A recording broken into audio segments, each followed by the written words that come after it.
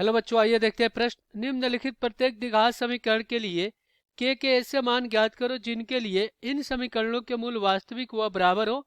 X का वर्ग minus 2 के एक्स प्लस 7 के माइनस 12 बराबर 0। तो अब हम क्या करेंगे, यहाँ पे मुख्य अवधारणा लिखेंगे। तो चलिए लिख लेते हैं मुख्य अवधारणा। तो ये क्या होगा इस प्रश्न के लिए? तो देखिए हम क्या करेंगे, मानक द्विघात समीकरण ए एक्स का वर्ग प्लस बी एक्स प्लस सी बराबर 0 लिखते हैं, जहां ए बराबर नहीं होता है 0 के। अब देखिए प्रश्न में क्या कह रहा है कि समीकरण के मूल वास्तविक व बराबर हो। तो हमें पता है कि विविक्त कर डी बराबर होता है 0 के। कब? जब मूल क्या होते हैं, मूल वास्तविक व बराबर होते हैं। मूल वास्तविक व बराबर होते हैं। तो यहाँ से डी क्या होता है, ये होता है बी का वर्ग माइनस 4 गुणे ए सी।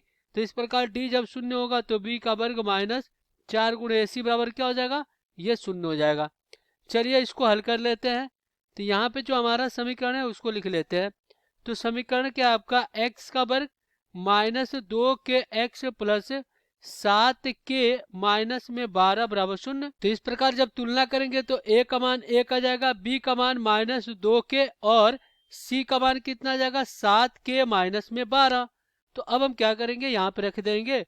तो क्या हो जाएगा, ये हो जाएगा माइनस 2 के का वर्ग हो जाएगा, और माइनस 4 गुणे 1 और गुणे में 7 के माइनस 12 और बराबर में 0 हो जाएगा। माइनस का वर्ग प्लस, तो अब यहाँ पे क्या हो जाएगा, ये हो जाएगा 4 के का वर्ग, और फिर माइनस क्या हो जाएगा 4 गुणे 1 से गुणा करेंगे तो यही रहेगा। तो 7 के माइनस कितना 12 बराबर 0। 4 उभयनिष्ठ लेकर 0 में भेज सकते हैं। तो ये हो जाएगा के का वर्ग माइनस 7 के और माइनस माइनस प्लस कितना हो जाएगा 12 बराबर में 0। अब ये हमारा द्विघात समीकरण के रूप में हो गया। प्रथम पद का गुणा आखिरी पद से कर देंगे तो ये हो जाएगा 12 के का वर्ग। अब इसको हम इस प्रकार गुणनखंड करेंगे कि गुणा करने पे 12 एक्स का वर्ग 12 के का वर्ग, और योग करने पे माइनस 7 के आ जाए। तो अगर हम क्या करते हैं माइनस 4 के और गुणा करते हैं माइनस 3 के से, तो माइनस माइनस गुणा होकर प्लस हो जाएगा, और ये हो जाएगा 4 ते 12 के का वर्ग, और ये हो जाएगा माइनस 4 के और फिर प्लस माइनस माइनस 3 के बराबर कितना हो जाएगा, ये हो जाएगा माइनस 7 के।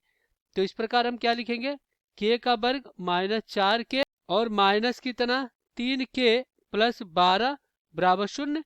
तो यहाँ से के बाहर लेंगे तो क्या हो जाएगा, के माइनस 4 और फिर माइनस 3 बाहर लेंगे तो के माइनस 4 और बराबर में आपका 0।